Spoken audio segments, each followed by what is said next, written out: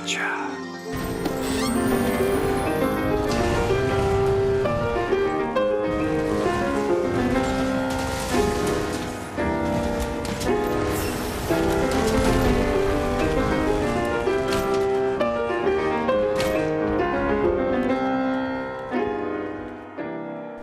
Hello everyone, and welcome to another Monster Hunter World video. This is Thegameconomist, and today I'm going to give the new Harvest Alpha Armor Set an analytical review. The Harvest Armor Set was released to console players for the 2018 Fall Festival during the month of September. The Harvest Set model is fashioned after the Mosgharl set from previous Monster Hunter games. Unfortunately, it looks like we didn't get any matching Halloween weapons other than the Downy Crate Glove dual blades, which honestly don't really look like they fit the pumpkin theme at all, but that's okay. Like other seasonal armor sets, you need to complete event quests while the festival is active in order to earn harvest tickets, and you do that if you want to build this set as well as if you want to build the layered armor.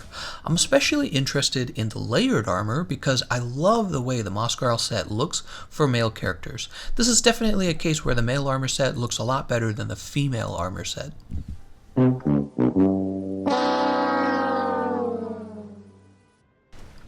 As for the armor review, I like to take a more analytical approach and actually grade the armor so that we have a better understanding of where it fits in our builds, if it fits at all.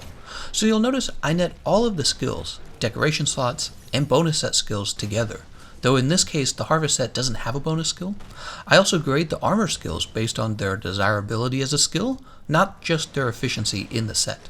And I also take a look at the armor's elemental resistance. In this case, we have to give the Harvest set an A in resistance. Not only does it not have any weaknesses to any of the elements, but it receives a slight defense against all of them, and in the case of fire damage, it maxes out at 4 resistance per piece of armor. This is excellent because fire damage shows up on a lot of endgame monsters, including Lunastra, Teostra, Kulvtaroth, and Behemoth. Okay, let's go ahead and get started with rating the individual pieces of the armor set. Starting with the helmet, Harvest Floor. Did you notice the little alpha symbol almost makes it look like it's actually Harvest Flora? You might be interested in knowing actually that flor is flower in Spanish. So Harvest Flower comes with 1 level of focus, 1 medium decoration slot, and 1 small decoration slot, and is surprisingly not bad finishing the focus skill in the helmet slot. Its main competition for focus is Diablos Nero Alpha and Beta Helmet, and I would argue that the Harvest Helmet is better because we often need more medium and small decoration slots rather than large decoration slots. So you would pair this with something like the Damascus Chest, which gives you 2 levels of focus, or the new Kushala Gamma Vambraces, which also give you 2 levels of focus. I'm going to give the Harvest Helmet a B tier rating for allowing the players to finish focus in a fairly efficient way. However, the downside is that you're giving up the helmet slot when there are so many important helmets to use, including the Nergigante Helmet, the Dragon King Eye Patch, the Rathalos Soul Helmet, and various other highly efficient helmets. So in a lot of cases, it would be better if you just had a focus decoration and could finish focus that way, but I know that's not the case for everyone. Not everyone has that decoration.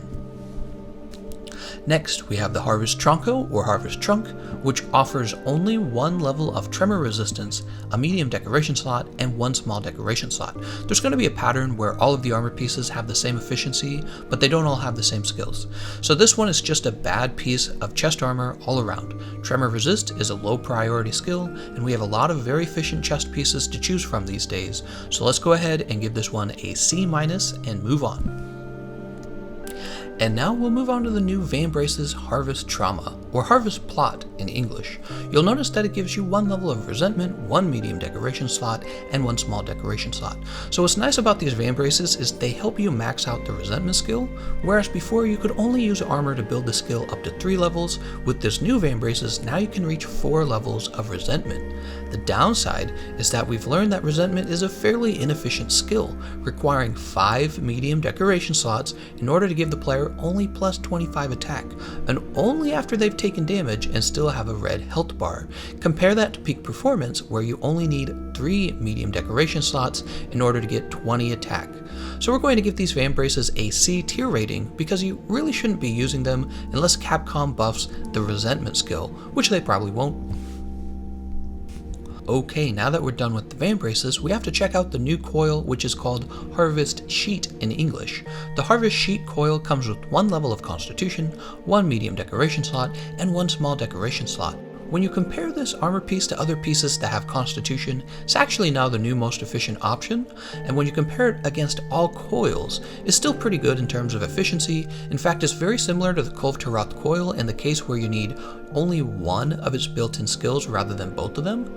However, I'm wondering just how important 1 more level of Constitution will be to bow builds, because I know those builds already take the Constitution charm, which is a highly efficient charm that gives you 3 levels of Constitution, and I can't imagine most bow builds giving up 1 more level 2 decoration slot just for another level of Constitution, because it seems like 3 levels is just enough, right? And you're getting that from the charm, remember? And there are other important skills to be building, like, for example, crit boost. This is probably a case where we would have to break it down all the way into mathematical equations to know which is better, 1 more level of crit boost or 1 more level of Constitution. In the meantime, I'm going to go ahead and give this new coil a B tier rating, which I think is fair. Alright, and finally we have to take a look at the leggings Harvest Rays, or Harvest Root in English. In this case, we're given a level of Mushroom Mancer, which gives us a new way to finish that skill in a mostly inefficient way. The leg slot meta has really evolved over time, with some of the new leggings giving us a lot more skill slots, and even the old meta still had good legs like the Kieran Lake Guards and Death Stench Heal. So I would describe these new leggings as inefficient.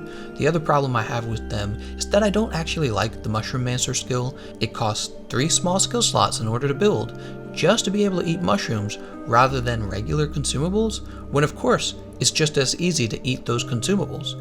And then those 3 skill slots you saved not building Mushroom Mancer can then be used to build 2 levels of speed eating and 1 level of satiated. So we're going to have to give these legs some tough love and put them in the C- tier as well for being neither efficient nor useful. And that's it for the new Mosgharl aka Harvest Armor set. If I could give it a fashion rating, I'd give the male version an A and the female version a C, but optimal builds don't care about fashion, do they? The final score for the Harvest Armor set is a low C+, which is kind of what I was expecting, because the seasonal armor has traditionally been bad armor, even if it looks good. So be sure to pick up the layered version of the armor set before the fall festival is over. I also wanted to mention that we still don't have a new efficient way to build either artillery or capacity boost, 2 skills that strongly affect the gun lance, so hopefully we'll see something like that soon. Let me know what you thought of my tier rating, how you would change it, did I miss any build optimization, and other than that, I want to thank you all for watching, and I'll see you guys next time.